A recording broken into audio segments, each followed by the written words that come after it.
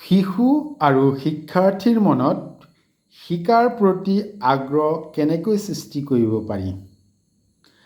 আজিৰ শিশু বা যুৱক যুৱতীৰ বা যুৱ প্ৰজন্মৰ ক্ষেত্ৰত দেখা দিয়া অন্যতম প্ৰত্যাহ্বান বা সমস্যা হ'ল যে তেওঁলোকৰ বেছিভাগে খন্তেকীয়া মুখৰোচক কথা, মনোৰঞ্জনমূলক শ্ৰাব্য দৃশ্য আৰু তাৎক্ষণিক মনৰ ইচ্ছা পূৰণ কৰিবলৈ টুলুঙা বিষয়বস্তু বা হৰ্ষ উল্লাসমূলক বিষয়বস্তুৰ প্ৰতি যিমান আগ্ৰহী, নিজৰ জীৱন গঢ়াৰ ক্ষেত্ৰত মুখ্য ভূমিকা গ্ৰহণ কৰা গভীৰ জ্ঞান, অভিজ্ঞতা, দক্ষতা, কৌশল বা পাৰদৰ্শিতা আহৰণ কৰাৰ ক্ষেত্ৰত একেবাৰে নিষ্ক্ৰিয় ভূমিকা গ্ৰহণ কৰা দেখিবলৈ পোৱা যায়।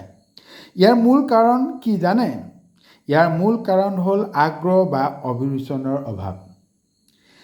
গতিকে শিক্ষাৰ্থীৰ মনত শিকাৰ মনোভাৱ গঢ়ি তোলাৰ ক্ষেত্ৰত বিভিন্ন ব্যক্তিয়ে বা মনোবিজ্ঞানৰ বিভিন্ন সূত্ৰ বা নীতিয়ে বহু উপায় যেনে পুৰস্কাৰৰ প্ৰলোভন, প্ৰশংসা, সহযোগিতা আৰু প্ৰতিযোগিতা, সফলতাৰ প্ৰতি সচেতন মনোভাৱ জগাই তোলা, পাৰদৰ্শিতাৰ আকাংক্ষা, লক্ষ্য বা উদ্দেশ্যৰ প্ৰতি সচেতনতা ইত্যাদি বিভিন্ন কৌশল অৱলম্বন কৰাৰ কথা কয় তথা সংবেদন আৰু সংবোধন ক্ষমতাৰ জাগ্ৰতকৰণৰ কথা কোৱা হয়।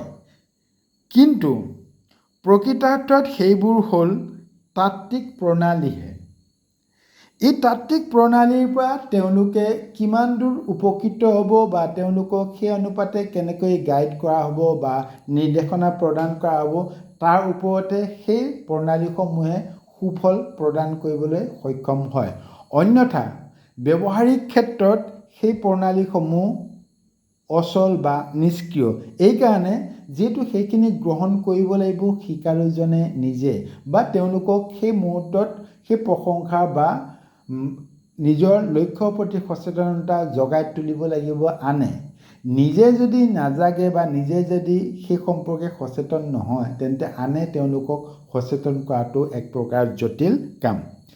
কিন্তু এই শিকাৰ প্ৰতি মনোভাৱ বা শিকাৰ আগ্ৰহ কেনেকৈ জগাই তুলিব পাৰি তাৰ ব্যৱহাৰিক পদ্ধতি কেৱল এটাই আছে, সেয়া হ'ল প্ৰশ্ন কৰা। প্ৰশ্ন কৰাই হ'ল একমাত্ৰ শিকাৰ মনোভাৱ গঢ়ি তোলাৰ উপায়। এই মনোভাৱ শৈশৱ অৱস্থাত বা শৈশৱ কালত অৱশ্যে প্ৰচুৰ পৰিমাণে আছিল বা আছে এতিয়াও, কিন্তু বিভিন্ন আভ্যন্তৰীণ বা বাহ্যিক কাৰকৰ প্ৰভাৱত ক্ৰমান্বয়ে এই মনোভাৱ শিশুৰ মনত বা বাল্যকালত প্ৰৱেশ কৰাৰ লগে লগে শিশুৰ মনৰ পৰা সেই শিকাৰ বা প্ৰশ্ন কৰাৰ মনোভাৱ কমি আহিবলৈ ধৰা দেখা যায়। যিমানে প্ৰশ্ন কৰিবলৈ শিশু বা শিক্ষাৰ্থীয়ে এৰি দিছে, সিমানে তেওঁলোকৰ শিকাৰ বা জনাৰ প্ৰতি মনোভাৱ কমি গৈছে। গতিকে শৈশৱ বা বাল্য অৱস্থাৰ পৰাই অভিভাৱকে তেওঁলোকক বিভিন্ন প্ৰশ্নৰে ব্যতিব্যস্ত কৰিব লাগিব। অৰ্থাৎ অভিভাৱকেহে তেওঁলোকক প্ৰশ্ন কৰিব লাগিব। যেনে তুমি কোন, মই কোন, এইটো কি, সেইটো কি, এইটো কেনেকৈ, সেইটো কেনেকৈ পৰা আৰম্ভ কৰি প্ৰকৃতিৰ প্ৰতিটো দৃশ্যমান বস্তুক লৈ তেওঁলোকক প্ৰশ্ন কৰিব লাগে। তেওঁলোকৰ পৰা তাৰ উত্তৰ পাম বুলি নহয়, উত্তৰ পাবৰ বাবে নহয়, তেওঁলোকক সেই অভ্যাস অনুকৰণ কৰাবৰ বাবেহে। অৰ্থাৎ তেওঁলোক অনুকৰণ প্ৰিয়। গতিকে সেই প্ৰশ্ন কৰি আপুনি যদি তেওঁলোকক প্ৰশ্ন কৰি থাকে, এটা সময়ত আপুনি কৰা প্ৰশ্ন বা আপুনি কৰা গঢ়ি তোলা অভ্যাসটো তেওঁলোকে অনুকৰণ কৰি ল'ব আৰু তেওঁলোকেও নিজে আনক বা আপোনাকো সেইদৰে প্ৰশ্ন কৰিবলৈ প্ৰয়াস কৰিব। ইয়াৰ দ্বাৰা তেওঁলোকৰ জনাৰ বা শিকাৰ প্ৰতি আগ্ৰহী হ'ব আৰু লাহে লাহে শিকাৰ মনোভাৱ গঢ় লৈ উঠিব। এই কৌশল যুৱক যুৱতীৰ ক্ষেত্ৰত আত্মপ্ৰশ্নবোধৰ অভ্যাস গঢ়ি তুলিয়ে এই কৌশল অৱলম্বন কৰিব লাগিব। অৰ্থাৎ যুৱক যুৱতীসকলে দৈনন্দিন বিভিন্ন কাৰ্যকলাপৰ ক্ষেত্ৰত বা নিজৰ জীৱন আৰু জীৱন গঢ়াৰ ক্ষেত্ৰত প্ৰথমে নিজক আৰু নিজে সেই প্ৰশ্নৰ উত্তৰ দিবলৈ সক্ষম নহ'লে আনক প্ৰশ্ন কৰিব লাগিব।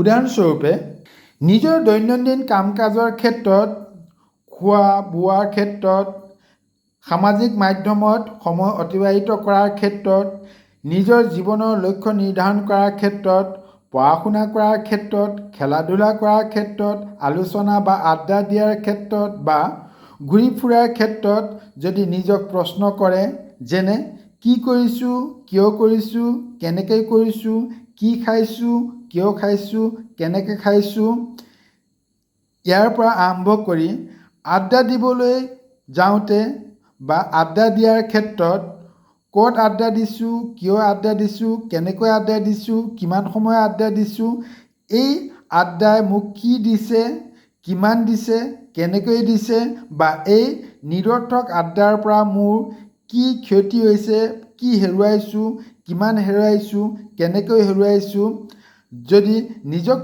এই প্ৰশ্নবিলাক যদি নিজক কৰে, তেন্তে মই ভাবোঁ নিজৰ প্ৰতি সচেতনতা বা আত্মসচেতনতা বৃদ্ধি পাব আৰু নিজৰ আচৰণক সংযত কৰি গঠনমূলক দিশত ব্যৱহাৰ কৰিবলৈ সক্ষম হ'ব।